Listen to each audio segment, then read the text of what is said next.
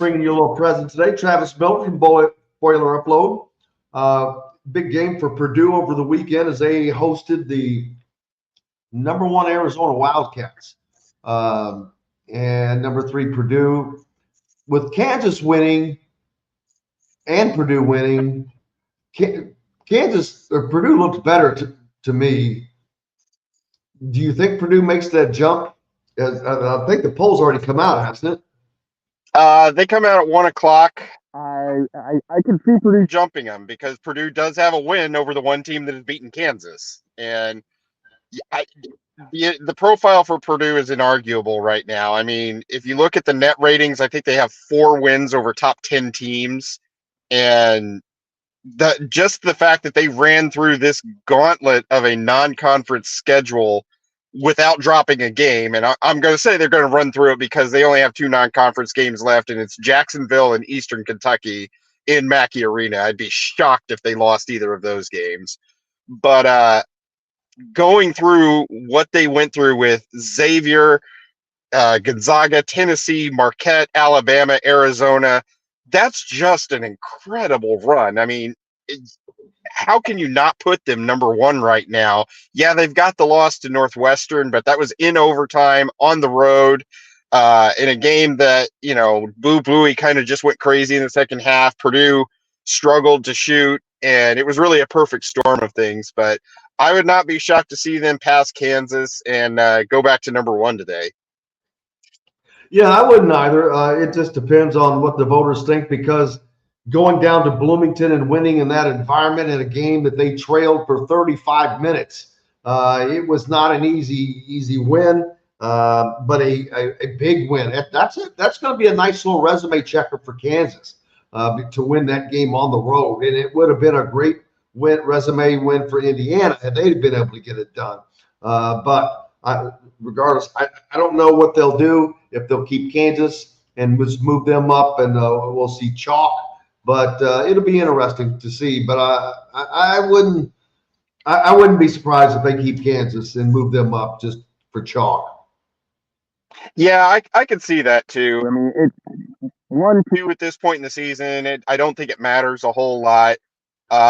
Purdue's put themselves in a position to earn another #1 seed in the NCAA tournament. I mean, unless they don't win the Big Ten, they're going to be a #1 seed. And they're arguably the heavy favorite right now, even with the loss already on their resume and everything. But the Purdue that you saw against Arizona, with Fletcher Lawyer and Braden Smith both on in the same game, both hitting some really, really big shots throughout. If they're on with Zach Edey having a quote-unquote quiet 22-9, and then I don't think you could overlook, he had a career-high 5 assists. How do you beat Purdue in that regard? How?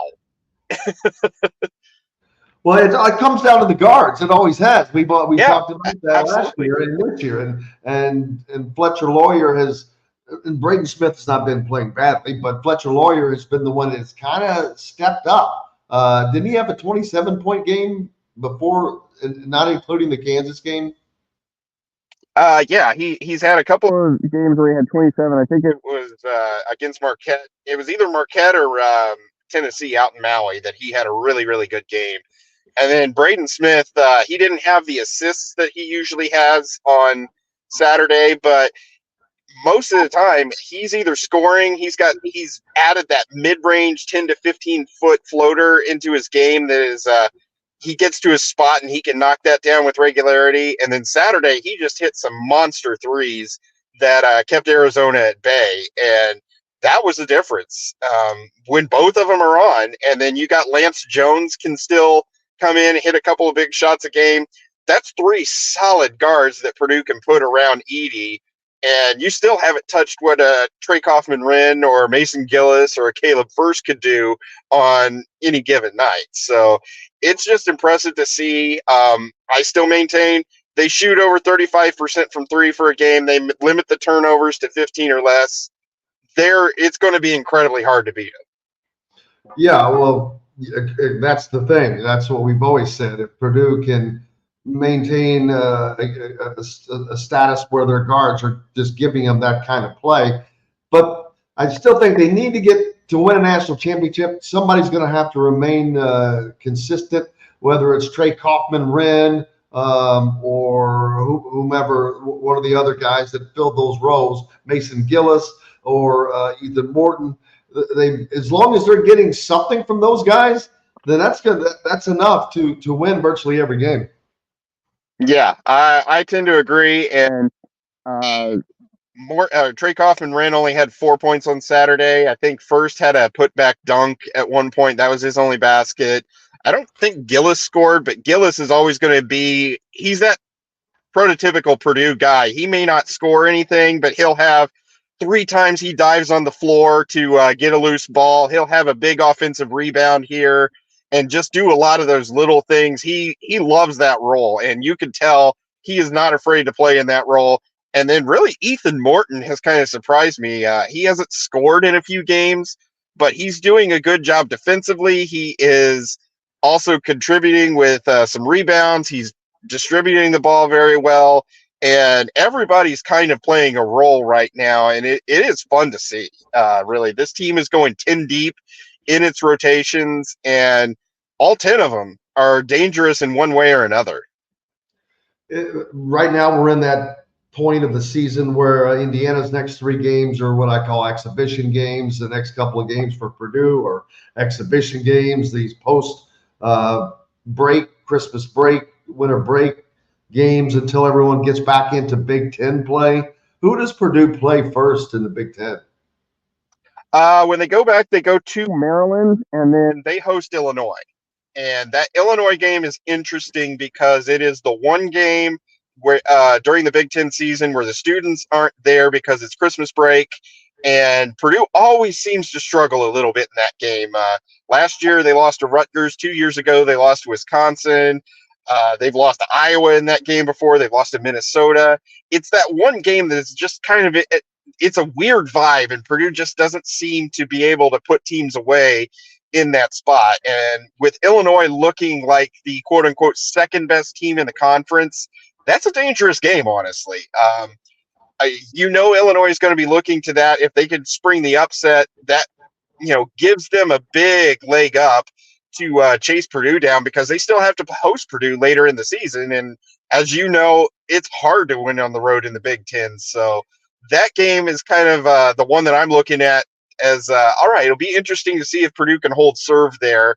And it might be the one weakness that they've got to keep the Big Ten race interesting.